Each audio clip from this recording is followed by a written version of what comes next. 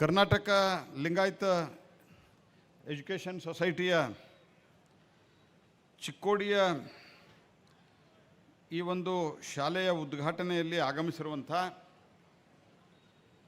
ದೇಶದ ವಿದೇಶ ವ್ಯವಹಾರಗಳ ಸಚಿವರಾದಂಥ ಪದ್ಮಶ್ರೀ ಡಾಕ್ಟರ್ ಎಸ್ ಜಯಶಂಕರ್ ಅವರೇ ಹಾಗೂ ಶ್ರೀ ಪ್ರಕಾಶ್ ಹುಕ್ಕೇರಿ ಅವರೇ ಹಾಗೂ ಬಿಡ್ರಿ ಇವರೇ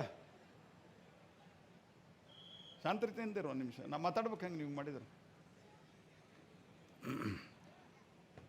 ಪ್ರಕಾಶ್ ಹುಕ್ಕೇರಿ ಅವರೇ ಹಾಗೂ ಈ ಸಂಸ್ಥೆಯ ಅತ್ಯಂತ ಯಶಸ್ವಿ ಕಾರ್ಯಾಧ್ಯಕ್ಷರಾದಂಥ ಮತ್ತು ನನ್ನ ಆತ್ಮೀಯ ಸ್ನೇಹಿತರು, ನನ್ನ ಮಾರ್ಗದರ್ಶಕರು ಆದಂಥ ಡಾಕ್ಟರ್ ಪ್ರಭಾಕರ್ ಕೋರೆ ಅವರೇ ಹಾಗೂ ಡಾಕ್ಟರ್ ಸಾಧುನವರವರೇ, ಪ್ರವೀಣ್ ಕಾಂಬಳೆ ಅವರೇ, ಶ್ರೀ ದೇಸಾಯಿ ಅವರೇ, ಎಲ್ಲ KLE ಸಂಸ್ಥೆಯ ನಿರ್ದೇಶಕರೇ, ಆಗಮಿಸಿರುವಂಥ ಚಿಕ್ಕೋಡಿಯ ಎಲ್ಲ ನಾಗರಿಕ ಬಂಧು ಭಗಿನಿಯರೇ, ಸ್ನೇಹಿತರೆ, ಮೊದಲನೇದಾಗಿ ಡಾಕ್ಟರ್ ಎಸ್ ಜಯಶಂಕರ್ ಅವರು ಚಿಕ್ಕೋಡಿಗೆ ಬಂದಿರುವುದು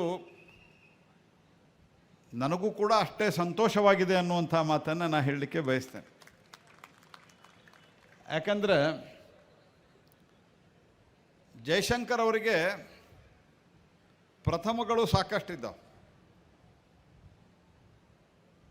ಅವರು he is the first foreign secretary who has become the foreign minister also. ಇತಿಹಾಸದೊಳಗೆ ಫಾರಿನ್ ಸೆಕ್ರೆಟರಿ, ವಿದೇಶ ಮಂತ್ರಿ, ಫಾರಿನ್ ಮಿನಿಸ್ಟ್ರಿ ಆದಂಥದ್ದು ಇದು ಪ್ರಥಮವಾಗಿದೆ. ಅವರು ಇತ್ತೀಚೆಗೆ ನಡೆದಂಥ G20 ಒಂದು ಕಾಲದಲ್ಲಿ ನಾವು ಅಂತಾರಾಷ್ಟ್ರೀಯ ವೇದಿಕೆಗಳಲ್ಲಿ ಭಾರತದ ಧ್ವನಿ ಬಹಳ ಕ್ಷೀಣವಾಗಿತ್ತು.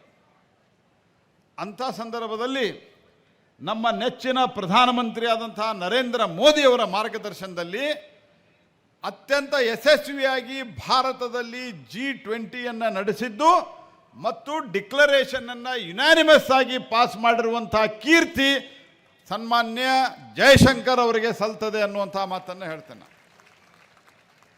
ಅದೇ ರೀತಿ ಫಾರಿನ್ ಸೆಕ್ರೆಟರಿಯಾಗಿ ಪದ್ಮಶ್ರೀ ಪಡೆದವರು ಮೊದಲನೇವರು.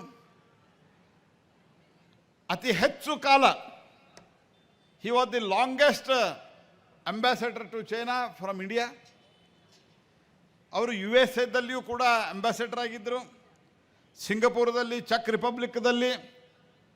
ಹೀಗೆ ಹಲವು ಅನುಭವಗಳನ್ನು ಹೊಂದಿರುವಂಥ ಜಯಶಂಕರ್ ಅವರು ಹಲವು ಪ್ರಥಮಗಳನ್ನು ಅವರು ಈ ದೇಶದಲ್ಲಿ ಇವತ್ತೇನು ಸಾಧನೆ ಆಗಿದೆ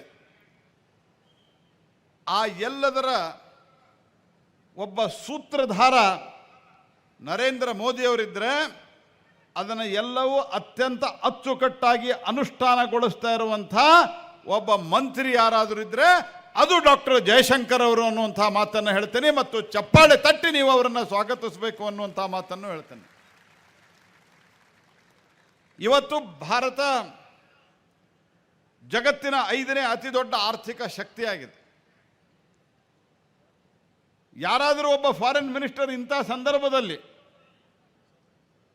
ಯಾವಾಗ ರಷ್ಯಾದ ಮೇಲೆ ಸ್ಯಾಂಕ್ಷನ್ ಆಯಿತು,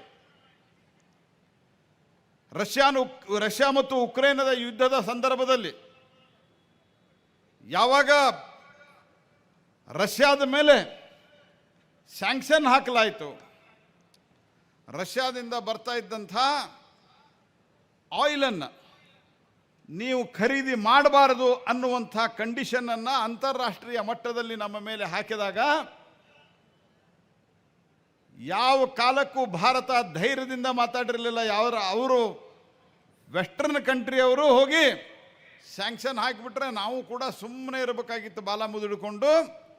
ಆದರೆ ಜೈಶಂಕರ್ ಅವರು ಅಮೆರಿಕದ ನೆಲದಲ್ಲಿ ನಿಂತು ಒಂದು ಮಾತನ್ನು ಹೇಳಿದರು, ನಮ್ಮ ದೇಶದ ಹಿತವನ್ನು ಕಾಪಾಡಲಿಕ್ಕೆ ನಾವು ಯಾರು ಬೇಕಾದವ್ರ ಕಡೆಯಿಂದ ತೆಗೆದುಕೊಳ್ತೀವಿ ಆಯಿಲನ್ನು, ನಿಮ್ಮ ಯಾರ್ದೂ ಅನುಮತಿ ಬೇಕಿಲ್ಲ ಅಂತ ಹೇಳಿದಂಥ ಪ್ರಥಮ ಮಂತ್ರಿ ಅದು ಜಯಶಂಕರ್ ಅವರು.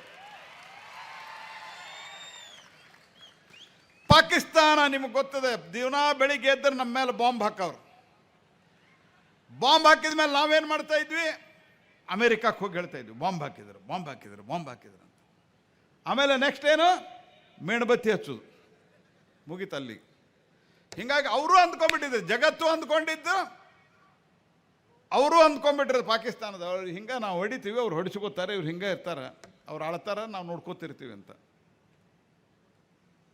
ಒಂದು ಕಡೆ ಯಾವ ಪಾಕಿಸ್ತಾನ ಈ ರೀತಿ ವರ್ತಿಸ್ತಾ ಇತ್ತು, ಆ ಪಾಕಿಸ್ತಾನಕ್ಕೆ ಎಲ್ಲಿ ಉಗ್ರವಾದಿಗಳಿದ್ರು ಅವರ ಮನೆಯನ್ನು ಹೊಕ್ಕು ಹೊಡೆದಂತಹದ್ದು ಭಾರತ ಇದು ಮೊದಲನೇ ಸರ್ತಿ. ಆದರೆ ಅದರ ಜೊತೆಗೆ ಡಿಪ್ಲೊಮ್ಯಾಟಿಕ್ ಟೈಸ್ದಲ್ಲಿ ರಾಜತಾಂತ್ರಿಕವಾಗಿ ಪಾಕಿಸ್ತಾನವನ್ನು ಏಕಾಂಗಿ ಮಾಡಿದಂಥ ಸೂತ್ರಧಾರ ನರೇಂದ್ರ ಮೋದಿ ಅವರ ಮಾರ್ಗದರ್ಶನದಲ್ಲಿ ಯಾರಾದರೂ ಇದ್ರೆ ಅದು ಯಾರು ಯಾರು ಅದು ನಮ್ಮ ಜಯಶಂಕರ್ ಅವರು.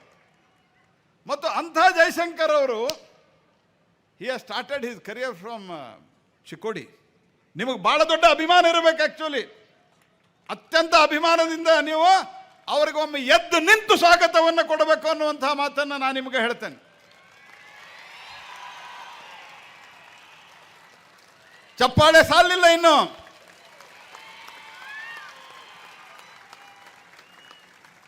ಇಂಥ ಒಬ್ಬ ಪ್ರತಿಭಾನ್ವಿತ ಮತ್ತು ದೇಶಕ್ಕಾಗಿ ಸರ್ವ ಸಮರ್ಪಿತ ಇವರ ಕುಟುಂಬ ಕೂಡ ಅದೇ ರೀತಿ ಸಮರ್ಪಣೆಯ ಭಾವವನ್ನು ಹೊಂದಿ ಕೆಲಸವನ್ನು ಮಾಡಿದೆ.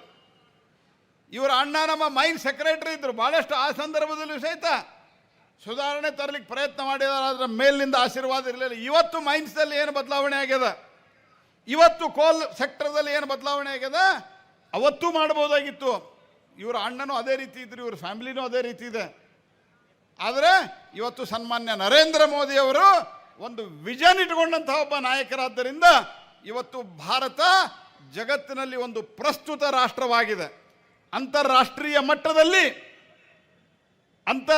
ಮಟ್ಟದಲ್ಲಿ ಭಾರತದ ಅಭಿಪ್ರಾಯವನ್ನು ಕೇಳಲಾರದೆ ನಿರ್ಣಯವನ್ನು ಮಾಡೋದು ಕಷ್ಟವಾಗಿದೆ, ಕಷ್ಟ ಮಾಡಲಿಕ್ಕೆ ಸಾಧ್ಯವೇ ಇಲ್ಲ ಅನ್ನುವಂಥ ಒಂದು ದೊಡ್ಡ ಸ್ಟ್ರಾಂಗ್ ಆದಂಥ ದೇಶ ಇವತ್ತು ಭಾರತವಾಗಿದೆ ಸ್ನೇಹಿತರೆ.